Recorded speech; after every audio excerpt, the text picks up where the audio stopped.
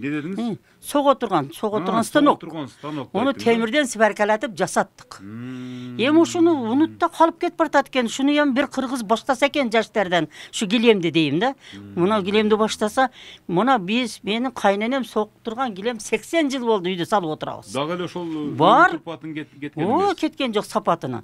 Ana nazırgı gilemder hem Kuday saktasın dep koy bolat. Tur aytasiz, tur aytasiz. Bir pastele kirip oturup, bir pastele Ana men 2009'dan başlap Karaşoro'da turistlerdi teyleymin. O yerde adam işteydi. O yerde kattık cangak degen ösöt muna. Muну жаңгактан салган мен. Oşonun tasbih çıkartıp koydum. Muну Bala жаңгактыкы. o şakta ösöt Karaşoro'da. Tögülüp jatat. Onu işletiş gerek de men aytam iş yok debegile başım yok desen işenem. Anan işte ta olasın da başın iştese. Ana mınavu Baş ele hoş gerek. Baş yoktan aylası yok. baş iştese iş yok dep жүрөр da. Baş işteş gerek. Ana kelin soğat da beraka kesen. Hazır aldı ejege de barabız hazır bu Ana mınavu Kırgız yüdün çaçısıga bunu şunu baylagandı bilbeydi az hiç kim. Hazırkı Kırgızdın kızları bilbeyt mi? Bilbeydi. Hem oşol migrasiyadan 20 yıl işe şolar üretip otam men. Uşunu mınalar ürendi. Ondan kızdı üretip çıkardım. Mına javuk başı dep koydu da eline mınavu.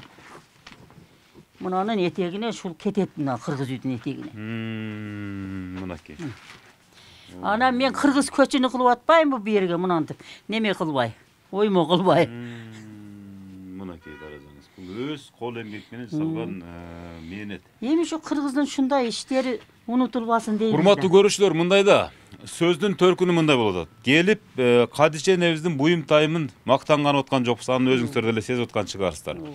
Кадише энебиздин ушул мен тирүү турганда дейт. Мен тирүү турганда өзүм менен кошулуп кетип калбасын ушу өнөрүм дейт. Ушул менин ыйым дейт. Менин ушундай бир айтып аткан арыз муңум өзүм менен кошо кетип калбасын. Биз абдан мындай айтканда бир чоң идеологияны айткыбыз келип турат, урматтуу көрүүчүлөр. Кыргыздын улуттук каада салттарын, бардык нерсесин кийинки муун эстен чыгарбай үйрөнүп алсын деп атат. Үйрөнүп алсын деп мындай айтканда мына жан дүйнөсүнөн ыйлап атат. Жана айтып кетпедиби мисалы, мунун бардыгын башы бар адамдардын бардыгы үйрөнүп алат, башы жокторго айла жок деп атпайбы? Муну абдан бир мындай кандай десем болот, бул философиялык жактан абдан мааниси терең сөз да бул мындай түшүнгөн адамгачы. Бардык нерсе ушул кыргыздын орнаменттери менен коштолгон буюм тайымдар. Азыр бул жерде энебиз айла жок ушул туристтерге гана сатып дейт, туристтер гана алып кетет дейт. Мына азыр нооларды көрсөтүп атпайбы мисалы? Бул кыргыздын кадимки эле ушул Каракулжа, ушул Мырзаке өзгөн өрөөнүндө өскөн жаңаңдан жасалган кадимки теспе. Мынакей, теспеден баштап. Карашоодо өсөт да. Өсөт экен. Мол боз үйлөрдү дейт мисалы. Буну эми анча-мынча гана бир бала бакчалардан көрүп калбасак, мына ушул биздин ушундай бир улуттук идеологияны абдан даңазаланган буюм тайымдар. Дээрлик бир чын эле айтып коеюн, бир 70%, 70% бала бакчалардан көрүүгө болбойт. Ушуларды жасаганды үйрөнүп алса дейт, кийинки муун дейт. Эми абдан көп урматтуу көрүүчүлөр, мунун толтура мондайларды жасайт экен мындай мына. Кыздар жасап келет мына подаркага. Кыздар жасап келет муну. Кыздарга үйрөттүк да мына Карашоро деп ошол жака туристтер барат, ошол жерге коебуз. О жерде белектер дүкөнүнүн бир гана мен ачканмын Карашороодо. Ошол жерде бул сатылат да. Жерден келишет, подаркага деп алып кетишет да муналарды. Түрлүү. Эми негизги нерсени түшүндүк. Эми жүрүңүз. Дагы кайсы жерди көрсөтөбүз? Мисалы, урматтуу көрүүчүлөр, муну бир аз сиздерге түшүнүктүү болсун үчүн көрсөтүп атам. Чынын айткандачы, бардыгы түшүнүктүү болсун. Биринчи энебиздин баягы жасаган эмгегин көрсөтүп алайлы. Китептен көрүп туруп илип койдум. Муну кире беришти. Кесип кең аламдан кымбат, эмгек теңдеш. Жазып койдуңуз анан бажырайт. Жазып койдум анан.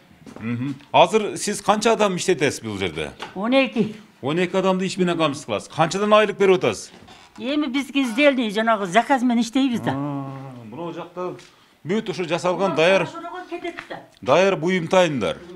Буларды дагы жасаган адамдар азыр ушул сиздин кол астыңызда иштеп атат. Боз үй, мынакей урматтуу көрүүчүлөр. Каракулжада жасайт. Каракулжада жазы айылы бар, Тегерек саз деген. Ошол жерде Ажимат деген кыргыз үй жасайт. Ошол жерде талдарды эккен. Каракулжа районунда Тегерек саз деген жер бар.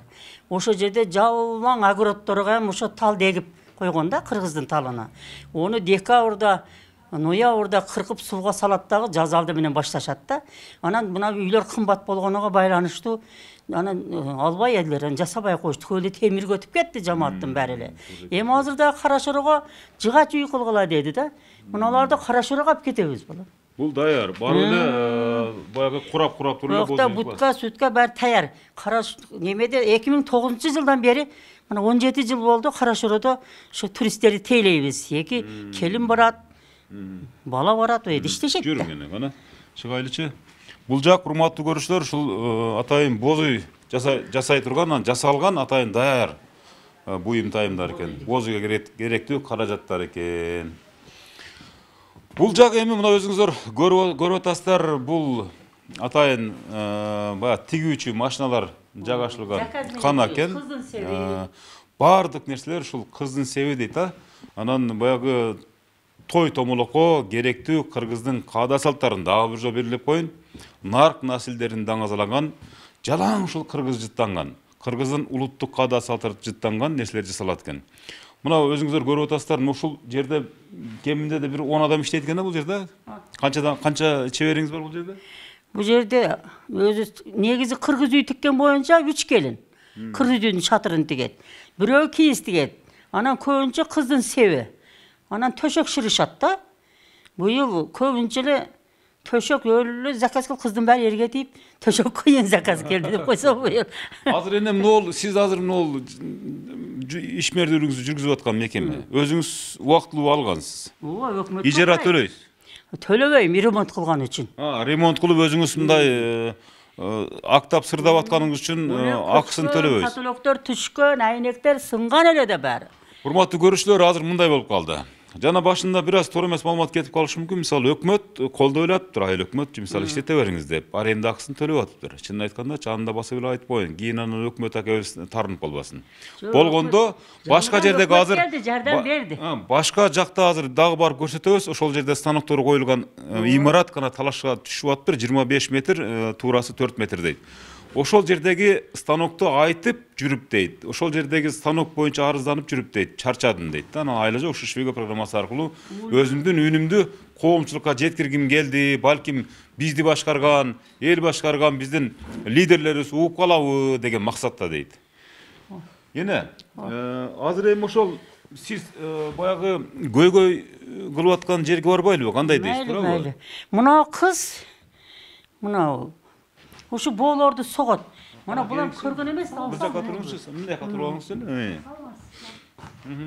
Көрөрмандар. Мен мына ушул Кадиже эженин өнөрүн алып калайын деп, мына кыргыз үйдүн боолорун, таарларды ушу Кадиже эжеден үйрөнүп мен согом. Мыначы кардарлар болсо сатабыз. Азыр кийинки муун билеби, ушуну билбейби? Билбейт. Эми билиш үчүн эмне кыласыздар эми? Билиш үчүн эми жаштарда неме болуш керек экен да, кызыгуу болуш керек экен. Азыркы жаштар кызыкпай атат. Сиз ошондо Кадиже энебиздин шакирти болуп каласыз? Шакирти болуп калам. Эми ошондо эми сиз кийинкилер окуган кызым бар, ошондон бери үйрөтүп койдум. үйрөтүп койдуңуз, да? Ооба. Анан ушуну жалпы эле ушул коомчулук үйрөнүп алса, угуп алса, келсе үйрөтүп коебуз деген азыр эми баягы интернеттин өнүккөн заманында эле, мисалы, онлайн түрдө деле үйрөтө бересиздерби? Үйрөтө беребиз. Өткөндө барып Чынбайга таар соккондо үйрөтүп келдим. Ошол мектеп окуучуларына. Ооба. Жалпы ошол жерде кызыккан келиңиздердин баарына. Ошолорго барып үйрөтүп келдим. Өздөрү алып чыгырды, келди, барып үйрөтүп келдим. Эми иштети боюнча тренер деп окутту бизди, Швейцария каржылап. 3 жыл окудук. Ошондо жүндөн тренер деген диплом берди мага. 12 ай окудук, ичинде мен өттүм. Ошон үчүн ар бир районго чакырса барып, жүндү иштети боюнча үйрөтүп аттым да. Кара Сууда 52 аялды үйрөттүм. 10-дон чакырып атышты.